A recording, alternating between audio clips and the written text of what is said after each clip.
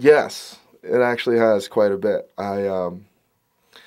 Born in, for whatever reason, if you're a Korean immigrant, not only do you do the stereotypical laundromat owner restaurant or whatever, you are heavily involved in the church. And my family and my father's side, who had 8 brothers and sisters, and they're all in America. Yeah, it's crazy. They're all super, super religious, Presbyterian, born again. And I was raised in that faith. My sister went to seminary school, and I was a kid that always asked questions in Sunday school, being like, I don't get it or I don't believe it. Not that I didn't want to, I thought it was interesting that people would do it on blind faith. And religion is actually something that if I wasn't doing cooking, I'd probably go to divinity school or something like that, because it's something that interests me a lot, because it sort of shaped a lot of what I thought about as a kid, being in a lot of ways forced to go to church or Sunday school. And the answers I got there were never good enough for me. You know, I didn't appreciate that if I wasn't, or I didn't understand the concept that, like, okay, so some Aboriginal tribe, and I would ask these questions in Sunday school, some Aboriginal tribe that never had any contact with Christianity, they're going to go to hell. And I'd ask these questions to the Sunday school teacher because it didn't make sense to me, because it didn't seem fair. And they wouldn't have an answer, really. And they'd be like, yes. And then they'd look on their face and be like, well, that doesn't sound right either, does it? So I was just, you know, that was probably a big role into why I continued to read a lot of stuff and studied philosophy of religion and was a religion major in college. Yeah, it's a flaky thing to do, but it's really the stuff that interested me the most. And reading a lot of that stuff and a lot of those other religions that sort of helped shape me. I'm not religious at all in terms of like faith or anything like that. I'm too lazy.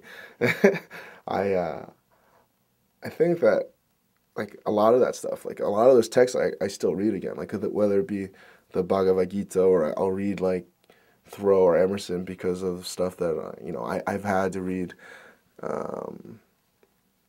You know, I appreciate it because these are guys, or like religious texts that have spent hundreds or whether thousands of years studying like some of the life's like most difficult questions, like what do you do, or, you know, what's happiness and stuff like that. And like these are people that have dedicated their lives to this stuff, so maybe they can give you some insight.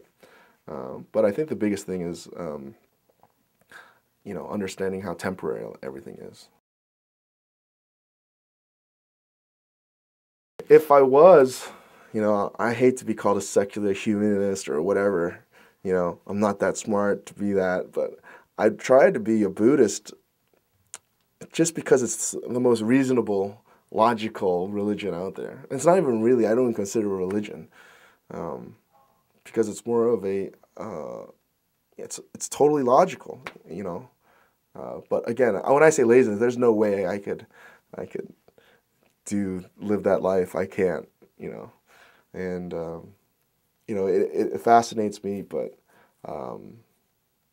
yeah, I don't know. But it's amazing to me too. It's like all sects of Buddhism or whatever. It's interesting that like you would never find this. Like I think I read it somewhere, like the Dalai Lama. This is way back, which says like, if science proves that reincarnation was impossible, we'd adjust our beliefs accordingly.